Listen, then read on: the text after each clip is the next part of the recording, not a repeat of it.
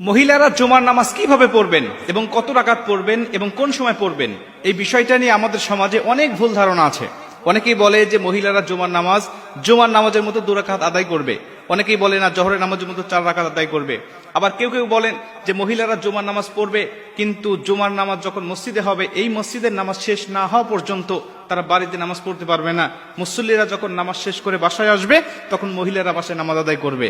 আবার অনেকেই বলে না, মসজিদে নামাজ শুরু হওয়ার আগে বাসাতেই মহিলারা আগে নামাজ পড়ে নিতে হবে। এই বিভিন্ন ভুল ধারণা আমাদের সমাজে প্রচলিত আছে এখনো গ্রামগঞ্জের মধ্যে। আমি এই বিষয়টা হাদিস থেকে আপনাদের ক্লিয়ার করতে চাই। সুনানে আবু দাউদ শরীফে বর্ণনায় আল্লাহ রাসূল সাল্লাল্লাহু আলাইহি ওয়াসাল্লাম বলেন, প্রত্যেকটা মুমিনের জন্য অবধারিত করে দেওয়া হয়েছে, রাসূল সাল্লাল্লাহু আলাইহি ওয়াসাল্লাম বলছেন প্রত্যেকটা মুমিনের জন্য আবশ্যিক করে দেওয়া হয়েছে তারা মসজিদে গিয়ে ইমামের পিছনে জামাতের সাথে তারা জুমার নামাজ আদায় করবে। কেবলমাত্র শুধুমাত্র 4 প্রকার ব্যক্তি ছাড়া, এই 4 প্রকার ব্যক্তির উপরে আবশ্যক নয়, তারা বাড়িতে নামাজ আদায় করতে পারবে। এদের মধ্যে প্রথম নম্বর হলো কৃত দাস দাসী, যারা অন্যের অধীনে ছিল, যারা মালিকের অধীনে ছিল। অনেক মালিক ছিলেন, অনেক মুনিব ছিলেন যারা বিধর্মী।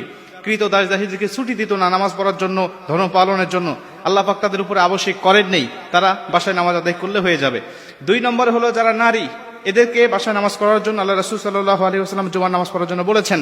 3 নম্বরে আল্লাহ রাসূল সাল্লাল্লাহু আলাইহি ওয়াসাল্লাম বলেন, যারা শিশু, ছোট্ট বাচ্চা, যাদের উপরে শরীয়তের হুকুম এখনো কায়েম হয়নি, তারাও বাড়িতে নামাজ আদায় করবে।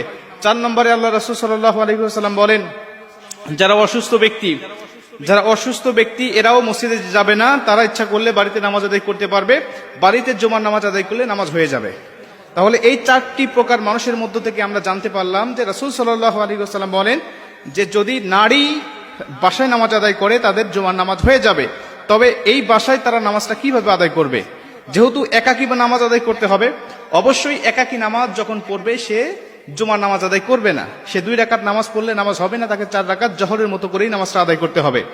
আমাদের সমাজে হাজারো মহিলারা আজও এই ভুলটা করে যাচ্ছে, তারা শুধুমাত্র 2 রাকাত নামাজ আদায় করছে। আর এটা সজ্ঞানের শেষ ছায় যদি তারা এইভাবে করে আসে, অতীতে অনেকবার করেছে, এজন্য আল্লাহ পাকের কাছে ক্ষমা চাইতে হবে এবং এই নামাজগুলোকে কাজা আদায় করে দিতে হবে।